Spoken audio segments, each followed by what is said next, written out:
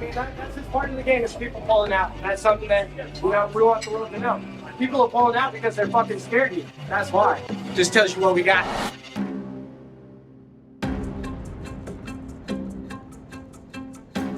So we are in our power blocks. We're really focusing on being more explosive, right? Force equals mass times acceleration. That's what our workouts are built on today. We're going to do one piece that is more focused on building mass, and then one on the actual acceleration component of it. We have an upper body and lower body as normal. We're also going to get some fun core stuff in between. What this is going to look like is 8 rounds. We're going to be alternating between the jab hand and the cross hand. We're going to have 5 landmine jabs.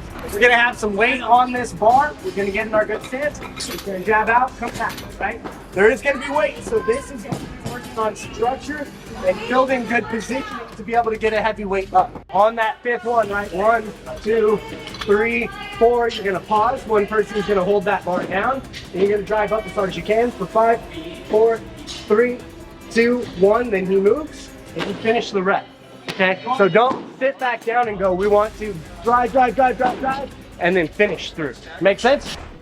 As we start getting closer to the fight, we want to come out of that general physical preparedness training and get more explosive before we get into our peaking for the fight. It's something that's particularly important for B. She's very technical but not very explosive, and Dre, on the other hand, is highly explosive, so this just complements his skills. They were both the ones going to be fighting. Unfortunately, Dre's opponent fell out. That's okay, it's still good training for him, but everything for these next 2 weeks is going to be highly explosive. And what we're really trying to do there is move less weight but more explosively and make it mimic what is going to actually happen in the fight. A lot of times, a problem area with fighters is being able to really use the hips for strikes. Not just kicks, but hand strikes too. So we're doing that with a lot of jumping over the next 2 weeks and explosive movements. You'll see that today with the box jumps that we're doing, as well as the banded advances and retreats. But yeah, we're just trying to put a little bit more power and snap into those strikes with this cycle that we're doing right now. You're immediately going to turn to me. I'm going to have the reaction lights out. Now we're working on that acceleration. How fast can you touch that light and turn it off for 10 reps? Okay, so it's about 30 seconds of work overall, so it's not quite enough time under tension to start building hypertrophy, but to get everything neurologically firing, right? And it's gonna feel like almost tight, but you'll still be able to fire really fast. Then we just cycle in. So if Mike goes, then Dre goes, B goes, Mike, Dre, B. So you're gonna have a 1 to 2 work rep. Super easy. Same thing with the second half. We have these kettlebell contrast jumps. Haven't got a kettlebell yet, but we've all done them. Say we have the kettlebell. We're just gonna hold it here, jump, jump. So 8 total jumps, so 4 with, 4 without. Then we're going to have our reactive box jump. What these reactive jumps are is where over there we're pushing against an immovable object. The immovable object here is the ground. We want to slam into it. So we're gonna rotate that, slam our feet in and jump up. Now, this doesn't have to be the highest box possible. What we want is to land as high on it as possible. I don't want to see these where we're all tucked, right? I want to see you land as upright as possible. So, putting those 2 pieces together, right? We slam our feet into the ground and land up as high as we can. And then we have our 3 banded advances and retreats. Trying to figure out where we're going to do those because I need to see where these guys are going. But there's going to be a band around the waist, right? Fit's pulling back that way. It's going to be 2 shuffles forward, 2 shuffles back. Just working on getting there as quickly as possible. That's the advance. Retreat would be pulling this way, boom, boom, and then coming back. Get a couple minutes just to warm up, move around just a little bit, then we'll get an actual activation, we'll get going. If I start losing my voice, it's Mike's fault.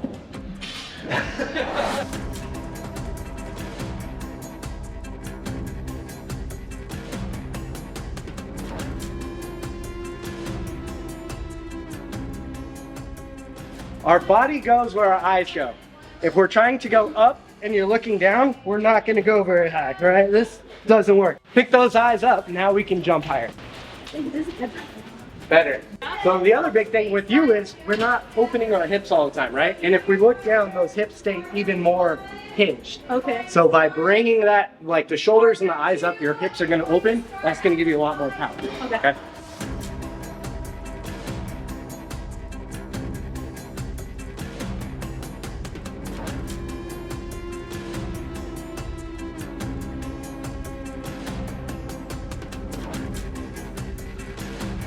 I'm Brytni.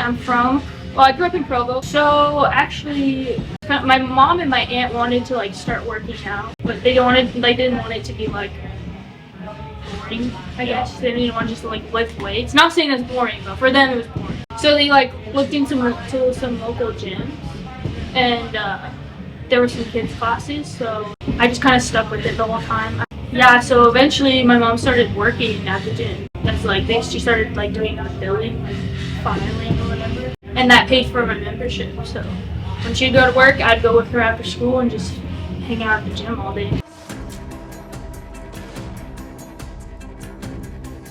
Alright, so my name is Andre Stephans Jr.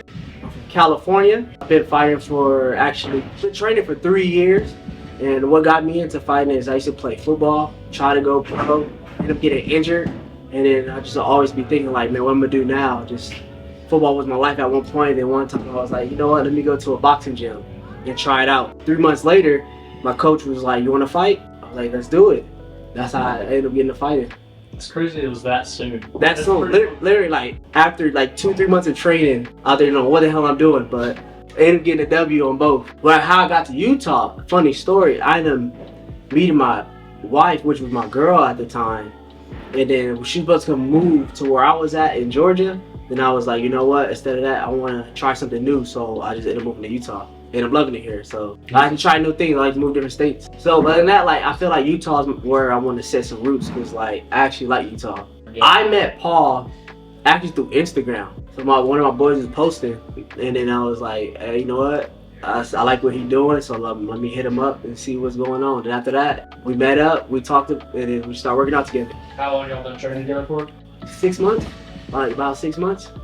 I like a coach at the end of the day. I like somebody telling me what to do, knock it out, and explosiveness. I like it. To me, it's boring just going to a gym and lifting by yourself. So when you got somebody on your ass, like telling you what to do and knocking it out, it gives you more motivation. It gives you more like, all right, let's get it. We got a team, we got a squad. Everybody got the same goal, trying to get somewhere. So that's what I like about it. And Paul, he put it on you. Another key piece to why we want to make sure everything stems from the hips is all of our power movements, no matter what extremity we're using, actually all starts at the hips. That is our horsepower. That's everything we have starts from that and moves through the core. So we're also going to be doing a lot of movements that are engaging the core with our pal-op rotations, everything we're doing, even the jabs and crosses as we're pushing against the resistance, that isometric resistance. We're having to fire that core and keep everything strong. That way it can snap out like a whip. That's really the key to being powerful and explosive, is getting things to snap and fire together. We've all heard of that kinetic chain, as you know, a punch ends with the hand, but it starts with the calf and fires through that chain. We're trying to increase the potential of that, and where it normally falls short is through the hips and core. So everything we're doing with these stops and these isometric presses is getting it to fire and hold in that position so it can explode out. And that's one of the keys to building explosive power. When people strike, a lot of times they focus a lot more just on their arm and their hand. And you know, we call that arm punching for a reason. And people that do that have less power, but they also have a lot less speed on that, right? So if we can relax and get that whole body to snap together, coming all the way from the foot, through the hip, through the core, through the shoulder, we can get a lot more speed of movement, right? If you think about it, right, my arm can only move so fast, but if I rotate my shoulders at the same time, it's a little faster. If I add my hip in, it's a little faster. If I have moved my footwork, all of those, you know, 1 mile an hour, 1 mile an hour, 1 mile an hour, that adds up to 3 miles an hour. That's what we're trying to get, is that whip. Yeah, really the devil's in the details. We try to make sure that we control every small variable here in the lab, right? That way when they get into the ring or the cage or whatever they fight in, it's already ingrained into their system. That's why we try to make them so uncomfortable with everything. I'm sure you'll hear a few times in the video me yelling at B of like, who's your best friend? We made a rule, whenever she looks at the ground, she has to tell me the ground's her best friend and she has to do a burpee, right? But the reason for that is that if she's always looking at the opponent's feet, we're not looking at the target of what we need to be at. So we drill even the smallest pieces. Where are your eyes? How is your foot turning over? How is your hip moving? So if we can control all those pieces here, once they get into the ring, it's just muscle memory.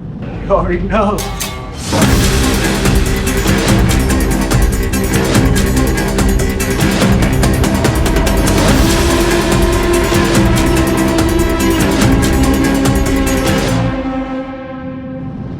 Dre, one thing you did good. I think I came with the intensity pretty good. Yeah. You're very explosive off the ground. Everything we're doing is a lot of explosion. What I want you to do is be a little bit more equal pressure on your feet when you're moving. Like when you're jumping forward, that back foot is up. It needs to be boom, planted. One thing you feel like you could do better? Put it more out. I feel like I'd be leaving a little bit still some in the tank. If I got a lot more, I could just explode out. Okay. Good. Especially when we're doing that drill, I just feel like I had really quicker. That's okay. I mean, that if we're this fast and we know we have more, as soon as we pull out that rest, it's over. Britt, Me? one thing you did good. Yeah, probably consistency too. Yeah, you're getting much more explosive. One thing that I'm really liking is how you're turning over your hips finally. We weren't really using that, and that's where the most of our power comes from. One thing you could do better. Your hips. I still need to work on that. Yeah, for sure. I feel like I kept my speed and power good. Fought through, have coughing attacks the whole time, so that was good. One thing we could do better. Stay athletic, not lose my footing on those when I'm moving. Keep that mobility. Totally. Yeah. And relax our breathing a little bit more. Okay. I think that may be why you feel like when you fight you gas out a little early, is because once we go into fight mode, everything is so contracted that we're fighting ourselves to breathe. So when we're just moving, we should feel more relaxed and open and not restricted. Once you fix that, man, your gas tank is great. We just need to conserve the gas a little bit. Did we introduce Breck? Well, this is Brecken. Senior at the University of Utah. Shadow and Paul, just get some hours in. It's the guy right here, the guy. He's, I'm gonna jump in. I need to jump in one of these. He's strong as fuck too. But yeah, he's selling himself a little short, but he's gonna be a phenomenal strength and conditioning coach. So we're just getting some hours in. He's helping us out, and hopefully we're gonna bring him on the PR team. Sir. B's only been working with us for about a month, and she's experiencing the same thing that Zeke and Mike and all these people have noticed is we've made huge changes in a month. Just imagine what we can do in a year, 2 years, 3 years. She's super young, and she has a very, very bright career. And if we can fix all these small things now, look out, she's gonna be an absolute killer. We have a plan moving forward a year, and I already have in my head ideas of what we can do 3-4 years from now. If we don't have a roadmap that far ahead, we're doing our athletes a disservice. I have written out for every single athlete we have, okay, this is what we need to do now. As soon as we fix that, we move into this, and then we move into the next thing. That's what it takes to really coach this at a high level. And if your coach isn't that involved, unfortunately, you need a new coach. And with these long-term and short-term goals, I like to see it as, hiking up a mountain. I'm always looking up to see if I'm going in the right direction, but my eyes need to stay mainly right on the trail right in front of me, right? We have our end goal, but we might have to zigzag and move on different trails depending on what comes up.